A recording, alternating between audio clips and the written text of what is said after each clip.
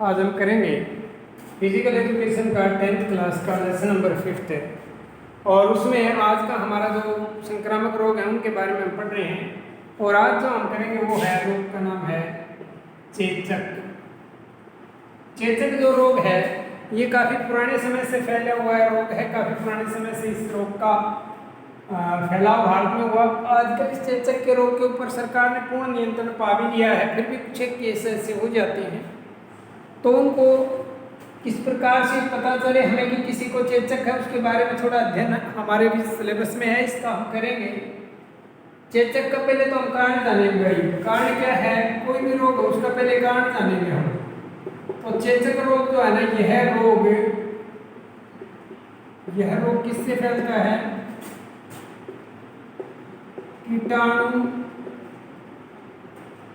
कीटाणुओं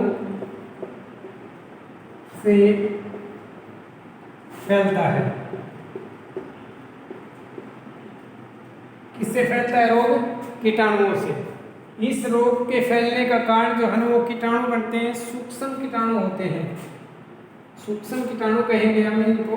ये रोग सूक्ष्म कीटाणुओं से फैलता है। और जो रोग है इसके फैलने से क्या होता है, इसमें इसके लक्षण देखेंगे अब हम।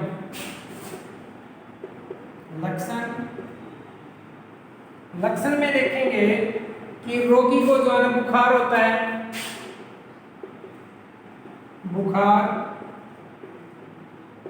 होता है।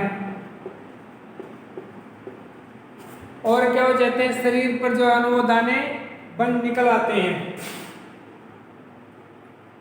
दाने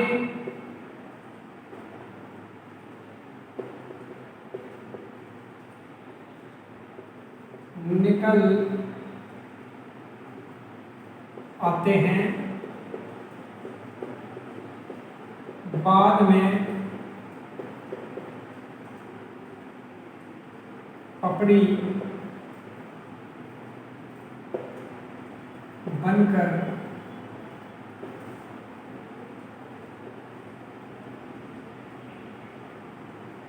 जड़ने लगती है।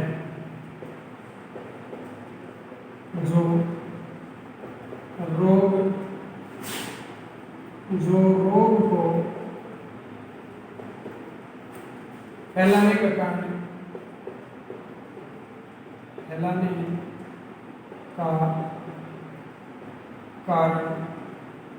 बनती है।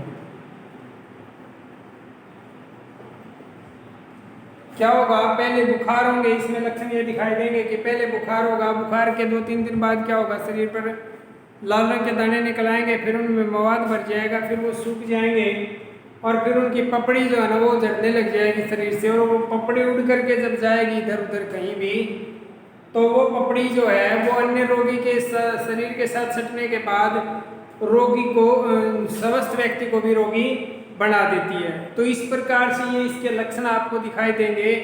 किस प्रकार से बचाव के उपाय किए जाए? बचाव के उपाय क्या करें चेचक के लिए? चेचक के लिए तो ये कि छोटे बच्चों को टीके लगवा दें। बचाव में क्या है, छोटे बच्चों को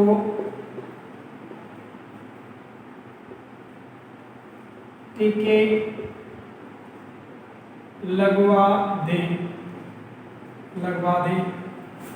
ठीक है, एक तो ये है। रोगी व्यक्ति से दूर रखें। रोगी व्यक्ति को अलग रखेंगे हम। इसके अलावा क्या ध्यान रखने वाली बात है कि जो रोगी है उसकी देखभाल करने वाला भी कोई एक ही व्यक्ति निश्चित कर दिया जाए तो अच्छा है, अन्यथा रोग उसको भी लग सकता है। रोगी के द्वारा प्रयोग किए गए वस्त्र हैं, बर्तन हैं, उनका प्रयोग ना किया जाए। रोगी को टाइम टू टाइम दवा देनी चाहिए, किसी भी प्रकार की ढील उसमें नहीं करनी चाहिए हमें। ये रोग मक्खी मच्छरों द्वारा फैल जाता है। मवाद वगैरह पर मक्खी मच्छर बैठते हैं और वो जो रोग फैलाने का कारण बन जाते हैं। तो मक्खी मच्छरों को मारने की दवाई का छिड़काव करना चाहिए और रोगी के शरीर के ऊपर उनको बैठने नहीं देना चाहिए। कोई मच्छरदानी वगैरह का इस्तेमाल किया जा सकता है। रोगी व्यक्ति के मवाद को अलग जगह पर कहीं दबा दें ताकि समस्त व्यक्तियों को रोग ना लगे। जहाँ तक संभव हो उसके रोगी व्यक्ति को अलग रखा जाए, उसके वस्त्र कपड़े बर्तन सब अलग रखें जब तक वो ठीक नहीं हो जाता। छोटे बच्चों को सरकार टीके लगवा रही है, चेचक से बचाव के तो समय रहते उन टीकों का इस्तेमाल ज़रूर करवा लें, उन टीकों को ज़रूर लगवा लें। तो ये था हमारा चेचक रोग। अगला जो रोग है हमारा वो है क्षय रोग। क्षय रोग ये जो रोग है आपका, इसको अक्षय रोग भी कह देते हैं और इसको तपेदिक भी कहते हैं। तपेदिक भी कहते हैं। ये रोग कारण क्या है? ये रोग क्या है कि इसी एक रोग के ही दो नाम है, ये तपेदिक और अक्षय रोग। अब क्या रोग, ये रोग आखिरकार है क्या, ये जानेंगे हम। सबसे पहले तो इसको हम टीबी भी बोल देते हैं, टीबी। और सबसे पहले तो इसका कारण जानेंगे, रोग के फैलने का क्या है कारण, वो देखिए। ये रोग जो है वो किसके द्वारा फैलता है? सबसे पहले तो हम यही पता करेंगे कि भाई रोग के फैलने का कारण क्या है। ये रोग जो है जीवाणु द्वारा फैलता है और जीवाणु का नाम क्या है? ट्यूबरकिल जीवाणु द्वारा फैलता है और जीवाणु का नाम है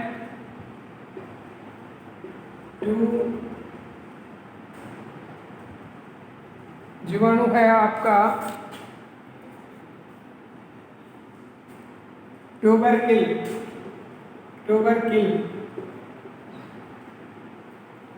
ट्यूबरकिल जीवाणु से फैलता है ये रोग। आपका जो अक्षय रोग है या तपेदिक रोग है, बेसिलस बोलते हैं, ट्यूबरकिल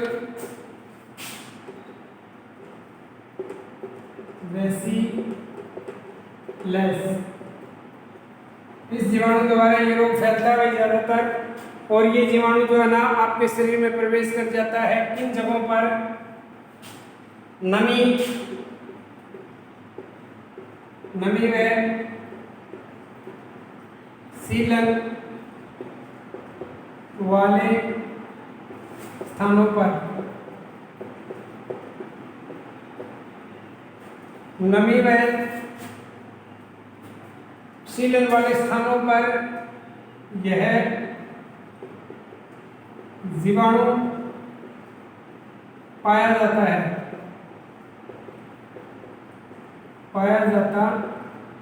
तो ऐसे घरों में जहाँ रहते हैं लोग, जहाँ पर धूप नहीं आती है, ढंग से साफ हवा का आवागमन नहीं होता, उन जगहों पर नमी और सीलन रहती है और उस जगहों पर ये ट्यूबरकिल बेसिलस नामक जीवाणु जो वो पाया जाता है और इससे व्यक्ति ग्रस्त हो जाता है, रोग फैल जाता है। और दूसरा फैलने का कारण क्या है? रोगी व्यक्ति से स्वस्थ व्यक्ति को लग जाता है। अगर रोगी व्यक्ति के संपर्क में आ जाएंगे आप तो स्वस्थ व्यक्ति को भी ये रोग हो जाएगा। और ये रोग अनुवांशिक भी है भाई, एक माता पिता को है तो उनके बच्चों को भी ये फैल जाता है। तो ये थे इसके फैलने के कारण।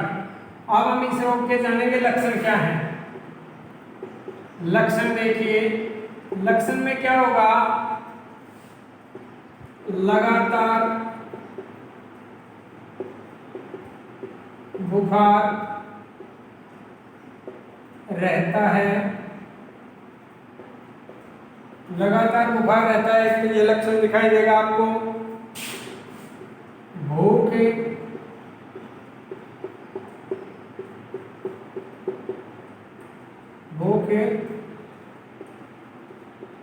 कम लगती है।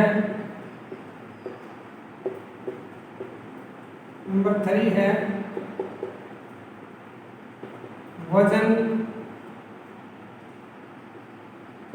घटने लगता है। वजन घटने लगता है। नंबर 4 है शरीर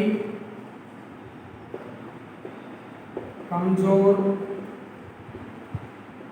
हो जाता है।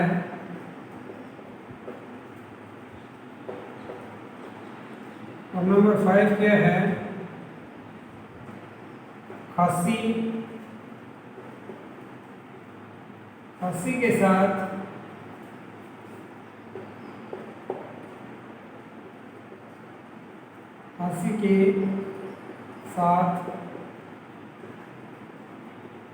खून आना इसका मुख्य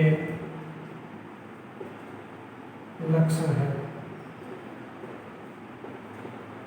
रोगी खांसता है और खांसने के साथ में बलगम के साथ अगर खून आ जाए तो साफ हो जाता है कि इसको टीबी है। तो ये जो मुख्य लक्षण है, भूख का कम लगती है, वजन घटने लगता है, शरीर कमजोर हो जाता है, खांसी के साथ में खून आना इसका मुख्य लक्षण है। ये थे इसके लक्षण। अब हम क्या करेंगे, हमें देखा हमने कि भाई ये लक्षण है रोगी को, तो हो सकता है कि तपेदिक हो या टीबी हो उसको। तो क्या करें बचाव के उपाय? बचाव के उपाय में तो यही है कि भाई इसमें 6 महीने की दवा होती है। तो रोगी को अगर आपको ये लगे कि भाई ये रोग हो गया है तो क्या करें? इससे पहले सबसे पहले बचाव के उपाय में डॉक्टर से जांच करवा लें। भाई पहला तो यही है कि डॉक्टर से जांच करवाएं, तब पता चलेगा आपको ये बीमारी है या कोई और भी कारण हो सकता है। लक्षण सेम दिखते हैं और बीमारी ना हो आपको, वैसे ही आप इलाज ना ढूंढें, डॉक्टर से जांच करवा लें सबसे पहले। तो दूसरा बचाव का उपाय क्या है? सबसे पहले तो डॉक्टर से जांच करवाएंगे। उसके बाद अगर आपको पता चलता है कि बीमारी है तो क्या करेंगे? हम लगातार नियम से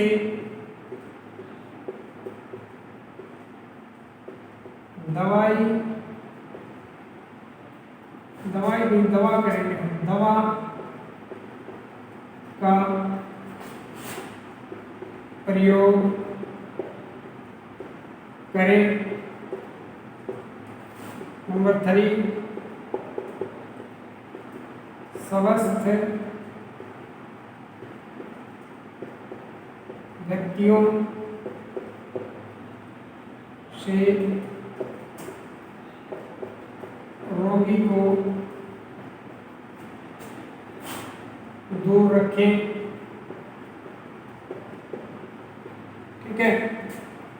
इसके अलावा क्या करें?